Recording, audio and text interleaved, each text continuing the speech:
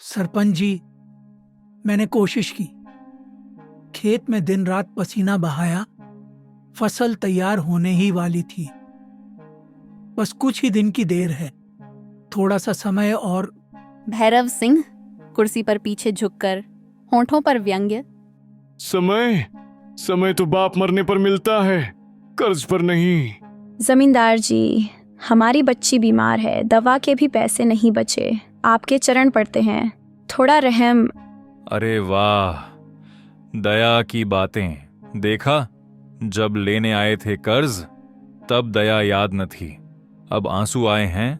और अगर रोने से कर्ज माफ हो जाए तो चलो हम भी रो लें, सबका कर्ज चुक जाए। भैरव सिंह जी, रघुनाथ जैसा आदमी ढूंढने पर भी नहीं मिलेगा। सीधी रीढ़ वाला है, उसकी बात सुन लो। समय तो फसल का होता है, ठप्पे का नहीं। धरती मौसम पर चलती है, जबरदस्ती पर नहीं। हर घर में दुख है, पर इंसानियत इसलिए होती है कि दुख बांट लिया जाए। कर्ज का नाम लेकर घर उजाड़ोगे, फिर ये गांव घर नहीं, कब्रिस्तान हो जाएगा। आज अगर रघुनाथ पर जुल्म हुआ, कल हम में से किसी पर भी हो सकता है। न्याय चाहिए, डर नहीं। सुनिए भैरव सिंह जी, ये गांव है। यहाँ इंसान खेत बोता है, अनाज बोता है, सपने बोता है। अगर आप सिर्फ कायदा और ठप्पे की बात करेंगे तो खेत में फसल नहीं, बगावत उगेगी। मास्टर, ये कोई पाठशाला नहीं, यहाँ मेरी हुकूमत बोलती है। हुकूमत मिट्टी पर नहीं चलती, मिट्टी हुकूमत को गिरा देती है। धरती सबकी माँ है, आप उसके मालिक नहीं, केवल किराएदार हैं। बस, बहुत बात हो गई। नियम साफ है, कर्ज ना चुका पाए तो। कृपा नहीं मांग रही मैं, बस घर मत छीनिए। वह घर मिट्टी नहीं, हमारी आबरू है, हमारी दुनिया है, हमारा बच्चा वहीं पलता है। अगर वो छिन गया तो हम जीते हुए भी मर जाएंगे। कर्ज चुकाया नहीं गया। जमींदार भैरव सिंह को अधिकार है रघुनाथ का घर और आधी जमीन जब्त करने का।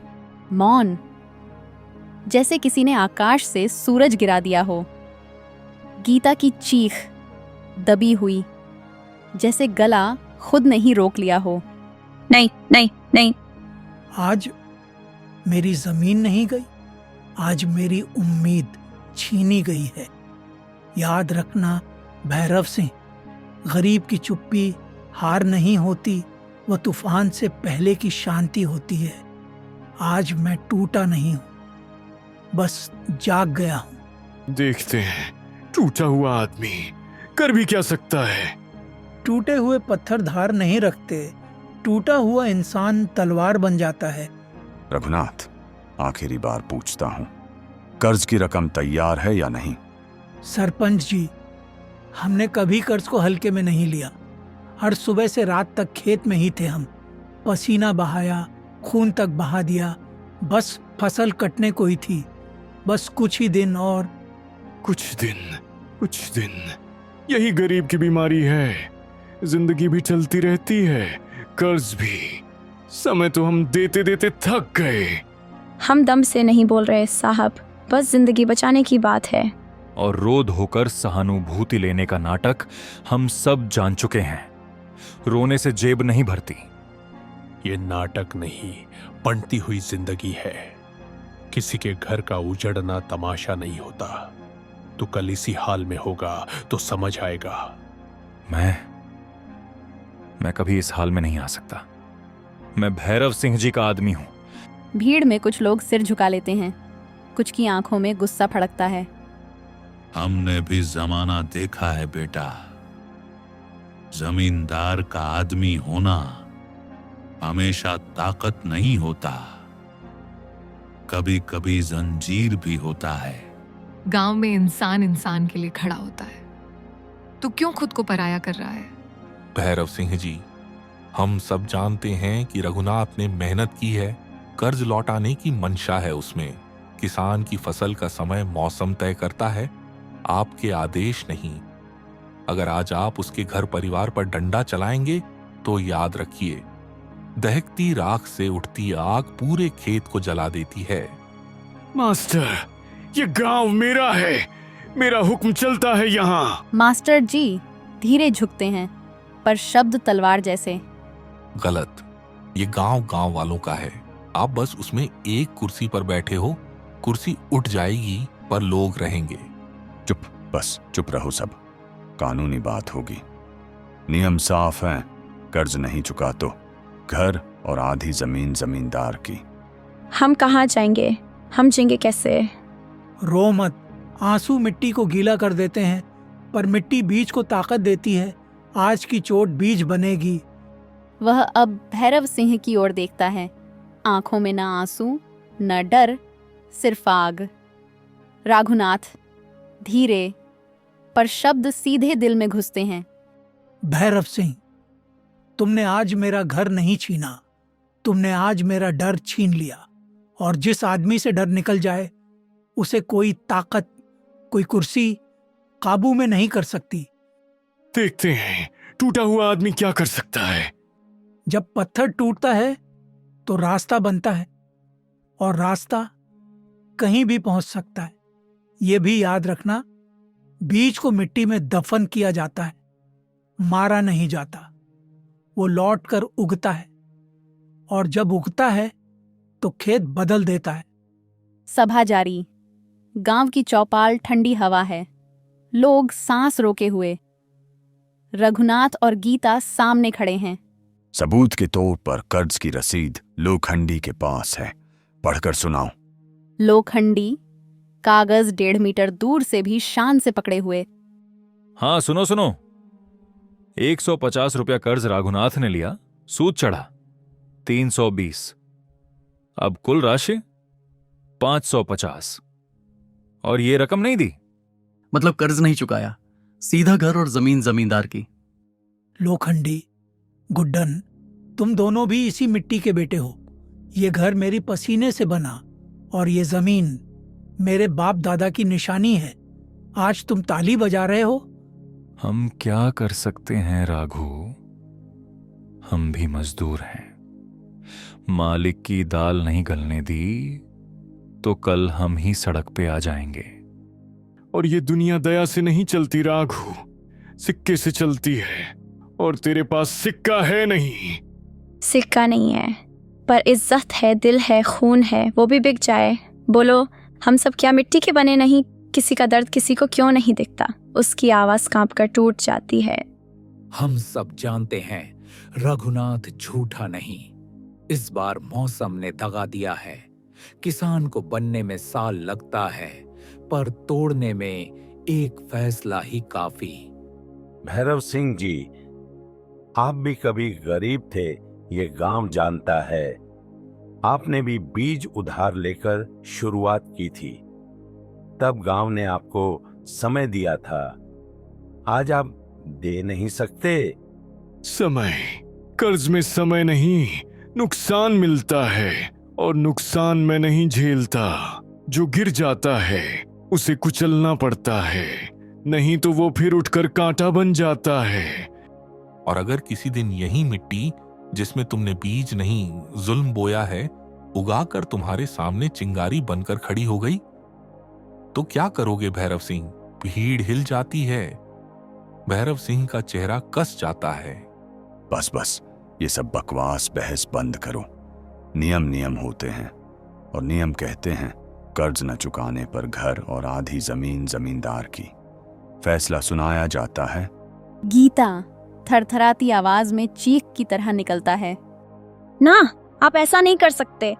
ठीक है, घर ले जाओ, जमीन ले जाओ, मुझसे सब कुछ छीन लो, पर याद रखना, जिस दिन गरीब से सब कुछ छीन लिया जाता है, उस दिन वह सिर्फ गरीब नहीं रहता, वह आंधी बन जाता है। और आंधी महलों पर नहीं, नींव पर हमला करती है। भैरव सिंह सांस रोक देता है। मास्टर जी की आंखों में चमक। भैरव सिंह हल्की मुस्कान, पर अब उसमें डर भी। देखेंगे रघुनाथ, देखेंगे। चौपाल में सबके चेहरे थके हुए, पर आंखों में एक अनकही उम्मीद पलके मार रही है। मास्टर शंभुनाथ उठते हैं। उनकी चाल धीमी पर पद चिन्ह गंभीर है। सब उनकी ओर देखते हैं, जैसे बरसों की समझ अब भी बोलने वाली हो। मास्टर शंभुनाथ धीरे मगर आवाज में पक्का दर्द और स्पर्श, हर शब्द में उम्र का अनुभव। सुनो सब लोग, हमने आज क्या देखा और क्या सुना वह केवल एक आदमी की कहानी नहीं है। यह कहानी है उस मिट्टी की जिस पर हम खाए पिए हैं, जिस पर हमारी हड्डियां रखी जाएंगी। रघुनाथ ने वह गलती नहीं की। गलती तो हमारी व्यवस्था की है जो एक छोटे आंसू से डरकर उसकी रोटी छीन लेती है। अगर गांव इंसान से नहीं पैसे से चलता है तो हम सबने अपने आप को औरों के हाथ बेच दिया होगा। मैं एक बात कहूंगा, रघुनाथ को एक और मौका दो। 7 दिन नहीं और 6 हफ्ते। उसके हाथों का पसीना, उसकी मेहनत, हम सब मिलकर जब तक उसके खेत को फिर खड़ा नहीं कर देते तब तक उसका घर आश्रय सुरक्षित रहेगा। मैं वादा करता हूं गांव मिलकर उसकी कटाई में हाथ देगा, जो जितना दे सकेगा उतना दे।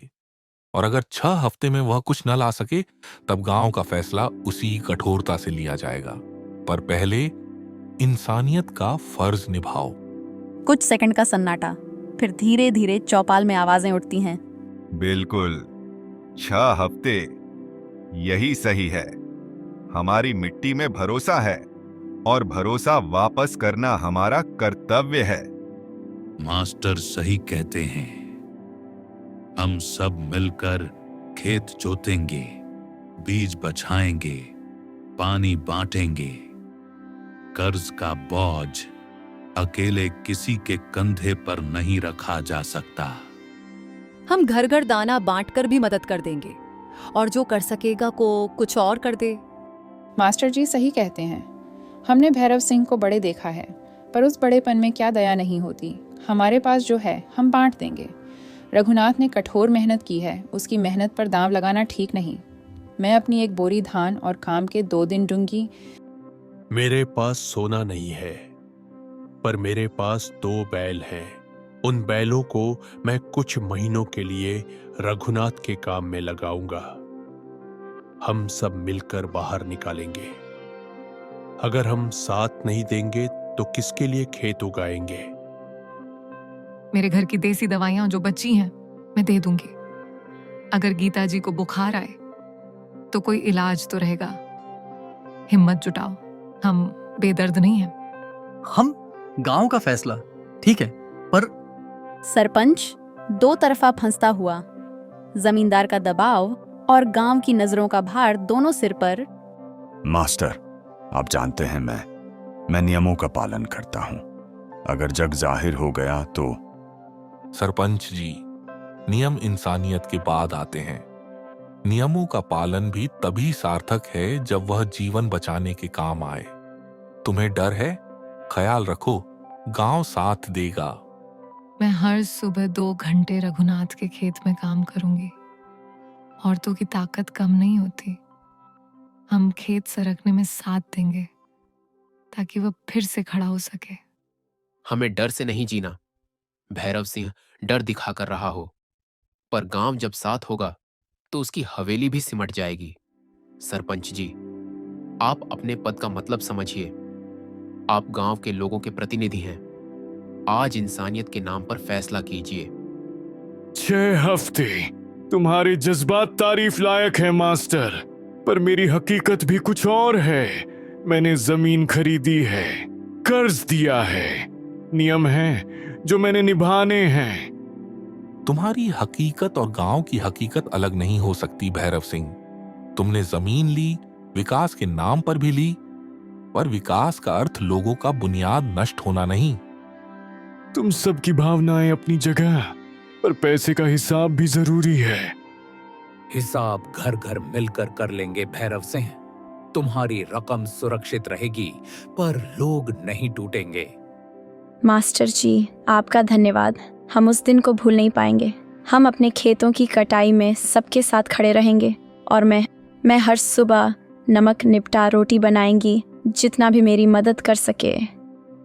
और एक बात, यह मौका सिर्फ रघुनाथ के लिए नहीं है। यह मौका हमारे लिए है कि हम दिखाएं हमारे रिश्ते, हमारी जमीन और हमारी ईमानदारी अब भी जिंदा है।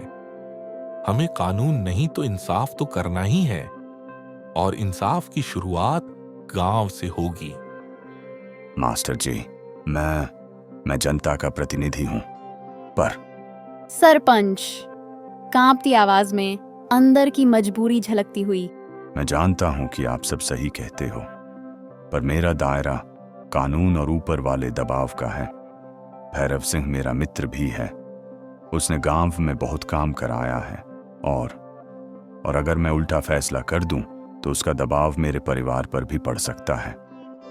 तो क्या तुम अपने पद की कीमत अपने परिवार की सुरक्षा समझते हो? क्या तुम अपने गांव की मां का चूल्हा ठंडा करना चाहोगे ताकि अपने घर का खाना सुरक्षित रहे? जो नेता अपने घर की फिक्र में गांव की आत्मा बेच दे, वह नेता नहीं, डर का दास है। लिखो नहीं, हम हाथ मिलाएंगे। अगर हाथ मिलाकर फैसला लिया जाए तो कागज क्या असर करेगा? मैं आपकी दया का बंधन नहीं मांग रहा। मैं आपकी मदद से फिर से खड़ा होना चाहता हूं। मैं जो भी कमाऊंगा पहले कर्ज चुकाकर लौटाऊंगा, पर अगर मेरी मेहनत पर कोई आंच आए तो मैं अकेला नहीं रहूंगा। ठीक कहा, हम सब दस्तक देंगे, काम करेंगे। ना बचकाना करार होगा, ना उधारी की सुई और धुन। सरपंच एक लंबी सांस लेकर मजबूर लेकिन मजबूती से, ठीक है, मैं जनता का प्रतिनिधि हूं और आज जनता ने जो कहा वह मेरे शब्दों से बड़ा है। अगर पूरा गांव रघुनाथ के साथ खड़ा है तो मैं भी उसके साथ खड़ा रहूंगा। लेकिन मैं यह भी चाहता हूं कि यह फैसले कानूनी और व्यवस्थित तरीके से लिखे जाएं, ताकि बाद में आरोप प्रत्यारोप न हो। हम भैरव सिंह से लिखित में समय मांगेंगे, 6 हफ्ते, और अगर वह लिखकर इस बात को मंजूर करेगा तो मैं आधी जमीन और घर पर उस समय तक रोक लगाने का आदेश कराऊंगा। अगर वह मना करे तो हम कानूनी रास्ता अपनाएंगे, मगर यह फैसला गांव की सहमति के साथ होगा। हम सब लिखेंगे सरपंच जी, हम अपने अपने हस्ताक्षर देंगे और मास्टर जी के कहे अनुसार हम खेत संभाल लेंगे। मैं पत्र लिखने में मदद करूंगी।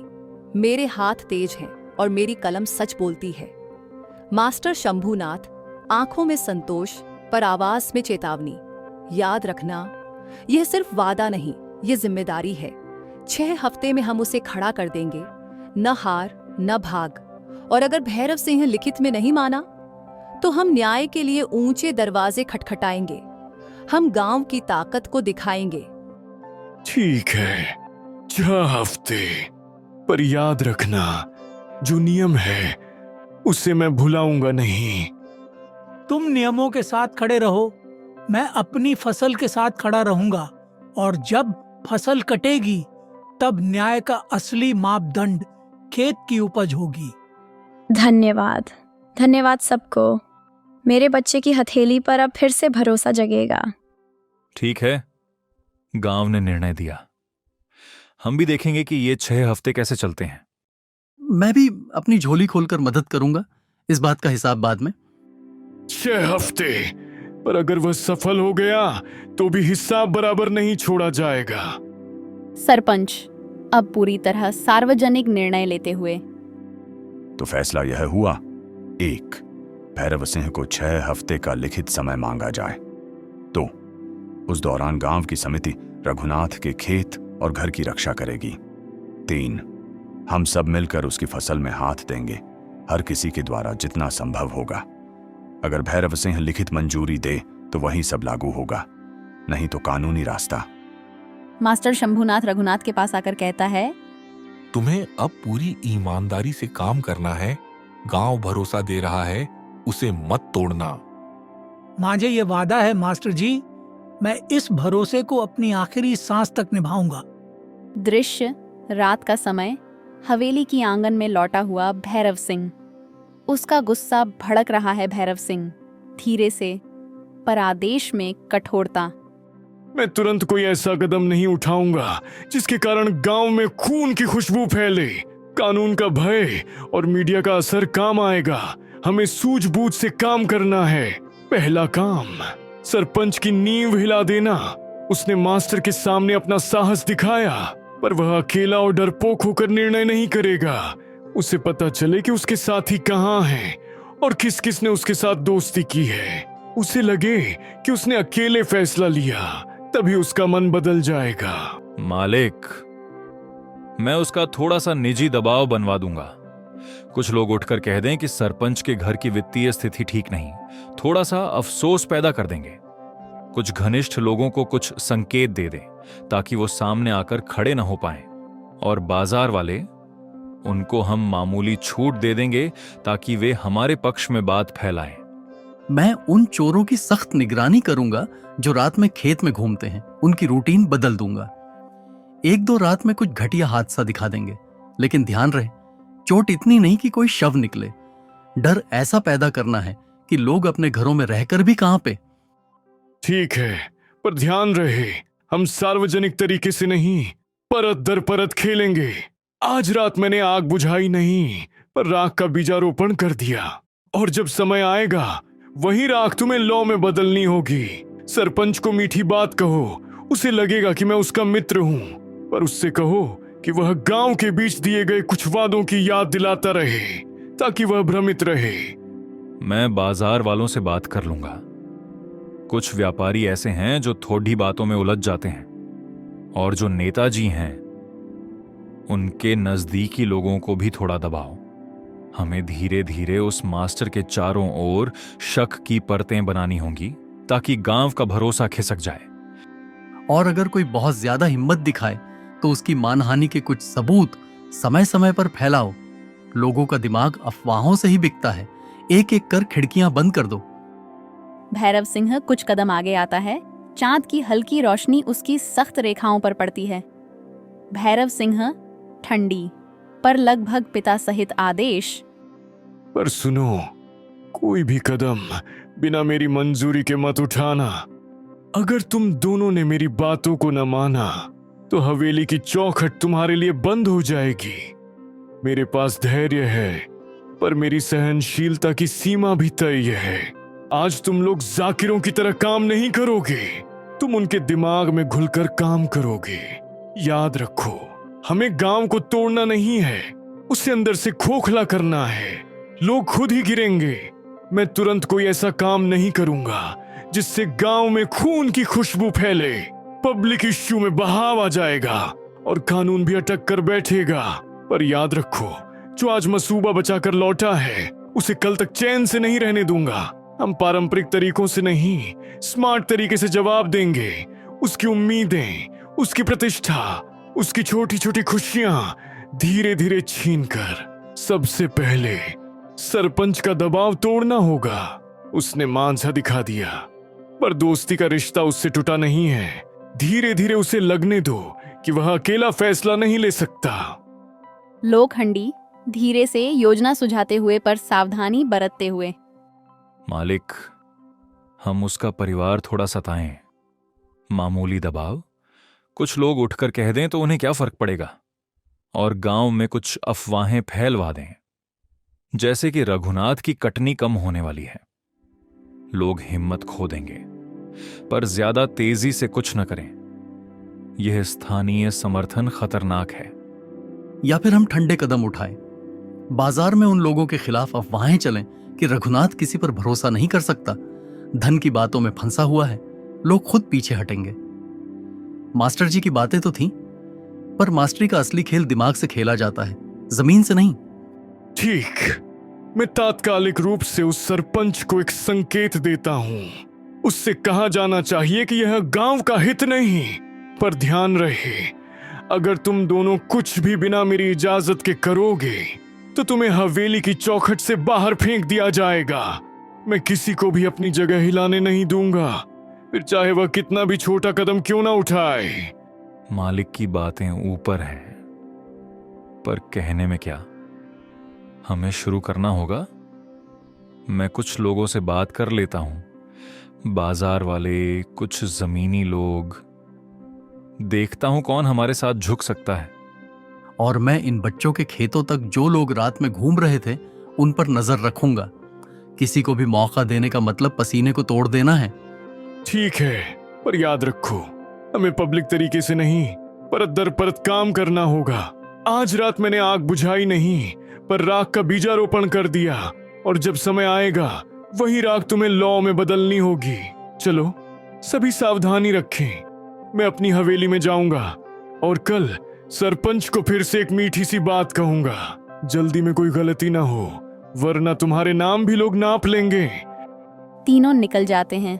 पीछे हवेली की ऊंची खिड़कियों से उनकी परछाई रात की दीवार पर लटकती रहती है, जैसे किसी बड़े जख्म की काली लकीर। दृश्य गांव की पगडंडी, अंधेरा गहराने लगा है। भैरव सिंह आंखों में आग, दांत भींचते हुए। सुना तुमने? मास्टर ने मुझे चौपाल में ललकारा।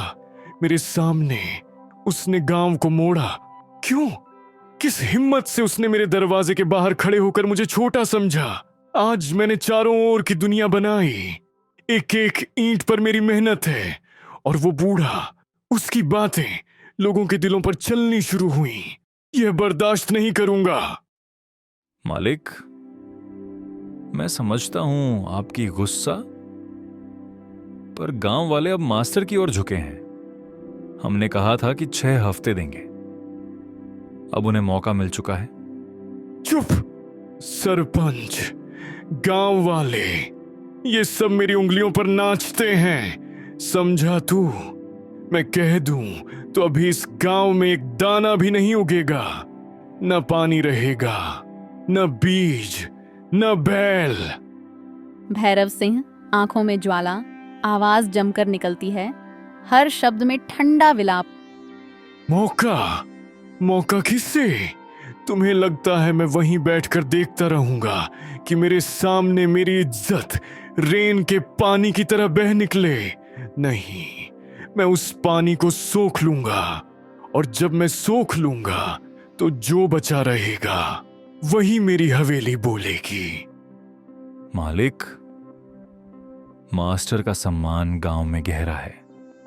लोग उसे पुत्र सा मानते हैं।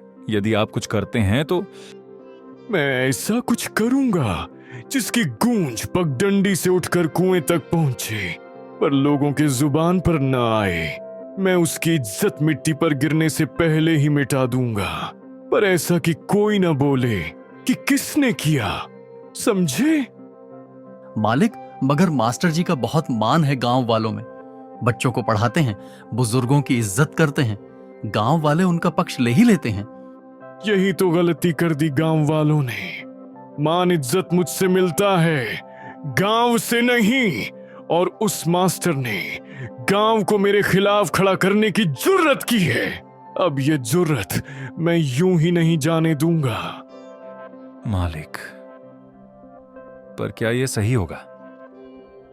मास्टर ने गांव को कुछ दिया है, उसने बच्चे पढ़ाए हैं, बूढ़ों का मान रखा है। क्या उसका नाश गांव की भलाई में होगा? भैरव सिंह सख्त, पर भीतर छलकती पुरानी यादों की कड़वाहट।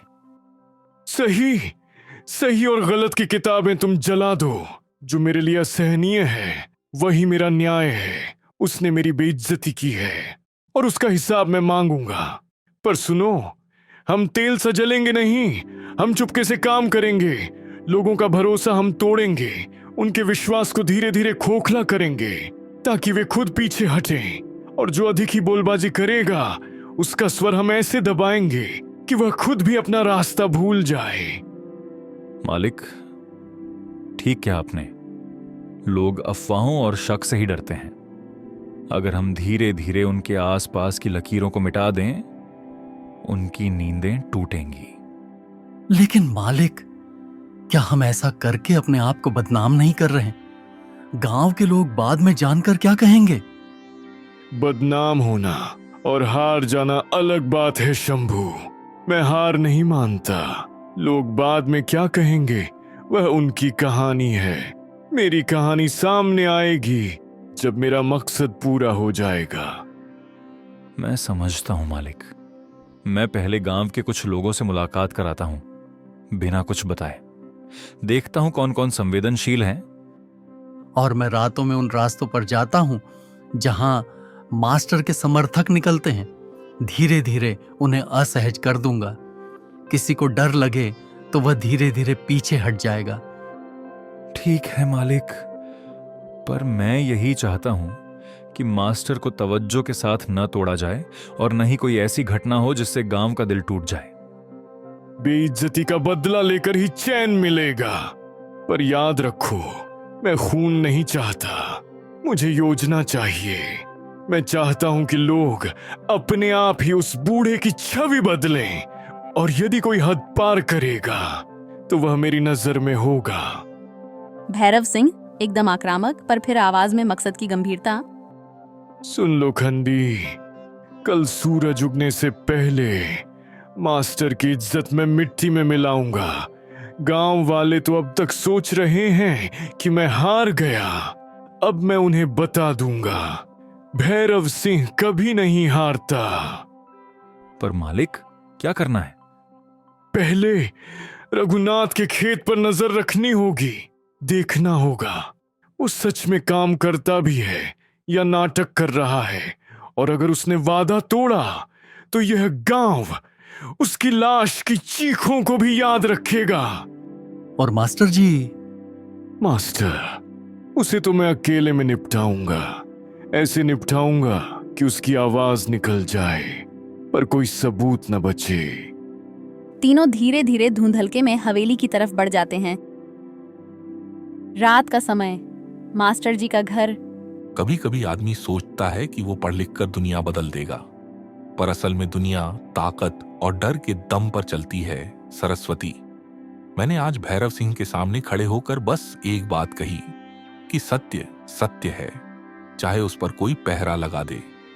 पर उसकी आंखों में मैंने देखा, सत्य से नहीं, हार से जलता हुआ आदमी सबसे खतरनाक होता है। मैं जानती हूं, भैरव सिंह जमीन, पैसे और नाम का भूखा है, पर आप इंसानियत के भूखे हैं।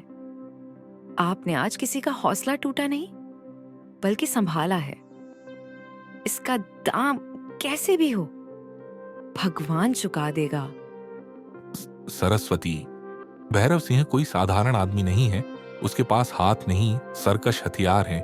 उसके पास शब्द नहीं, आदेश है। उसके पास दिल नहीं, सिर्फ बदले की आग है। रघुनाथ तो अभी एक चिंगारी है, पर भैरव सिंह पूरी आंधी लेकर आएगा। और अगर आंधी चल गई तो न सिर्फ खेत चलेंगे, सपने भी चलेंगे। अगर आंधी आएगी तो हम छत की तरह खड़े रहेंगे। अगर रात घनी होगी तो हम सुबह का इंतजार करेंगे।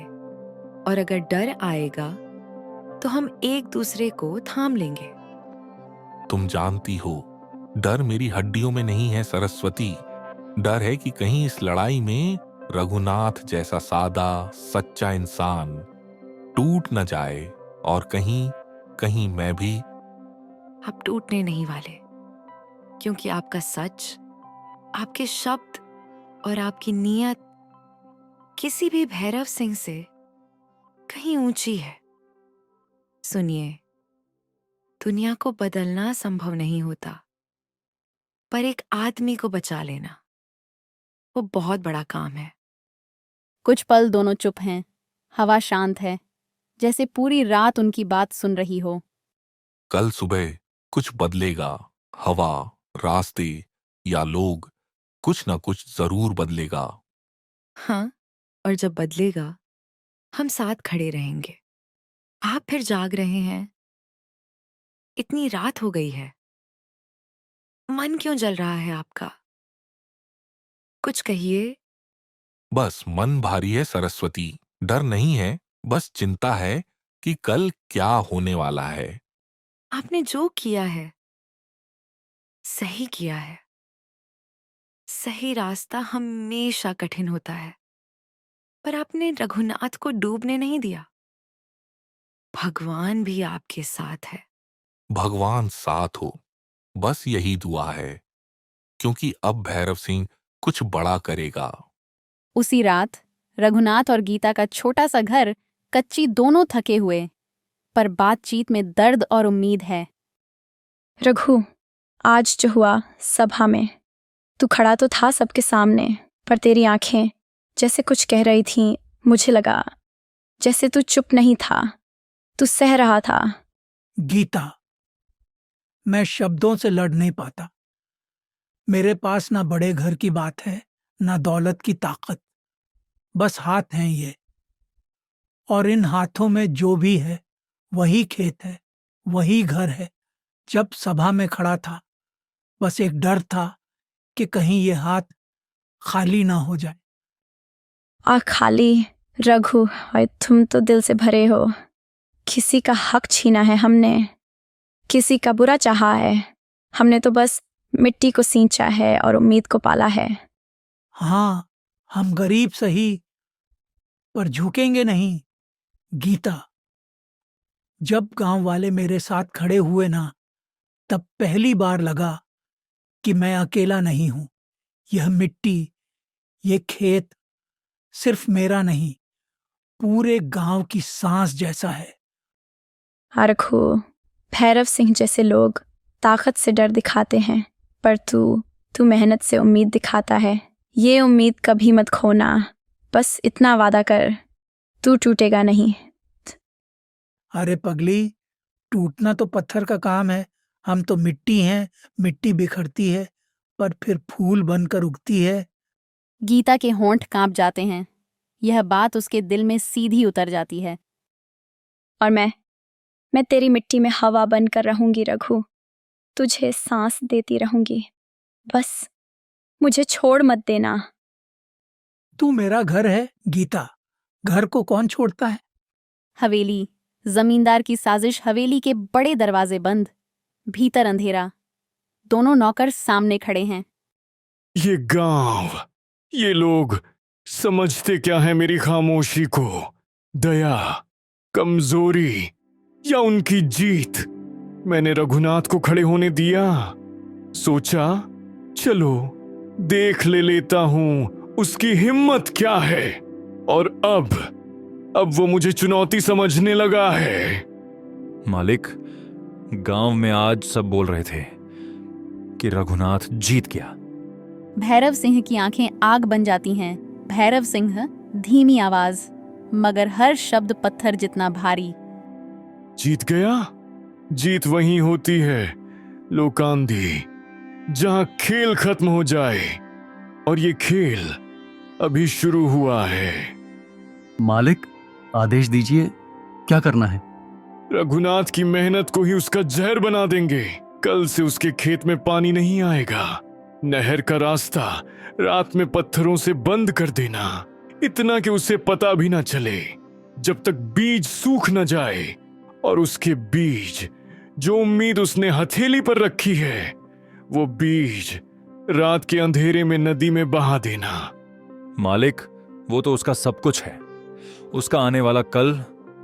और मेरा आज क्या है? मेरी सत्ता, मेरा डर, मेरा नाम। जिस दिन गांव वाले अपने सच पर गर्व करने लगेंगे ना, उस दिन मेरा राज, मेरी दहशत सब खत्म। भैरव सिंह, मध्यम मगर दिल चीरने वाली आवाज। और मास्टर, उसने आज शब्दों से आग जलाई है। कल रात उसके घर की दीवारें जानेंगी कि सच बोलकर जीने की कीमत क्या होती है। दृश्य, गहरी रात। मास्टर हरिदास का घर छांत बादलों में छिपा हुआ है। हवेली से दूर गांव के किनारे मास्टर हरिदास का छोटा सा आंगन सूना और शांत है। मास्टर हरिदास के घर के बाहर भैरव सिंह अपने 2 नौकरों लोखंडी और गुलराम के साथ खड़ा है। उसके चेहरे पर अब वह ठंडक नहीं, बस एक काली ललक। उसकी आंखों में सूखा घमंड और बदले की आग है। मास्टर, क्या अंधेरे में ही लोग सच बोलना सीखते हैं, या तू सोचता है कि रात मेरे कान बहरे कर देगी? हवा भी आज तेरे खिलाफ खड़ी है। तेरे शब्दों ने गांव को उल्टा कर दिया है।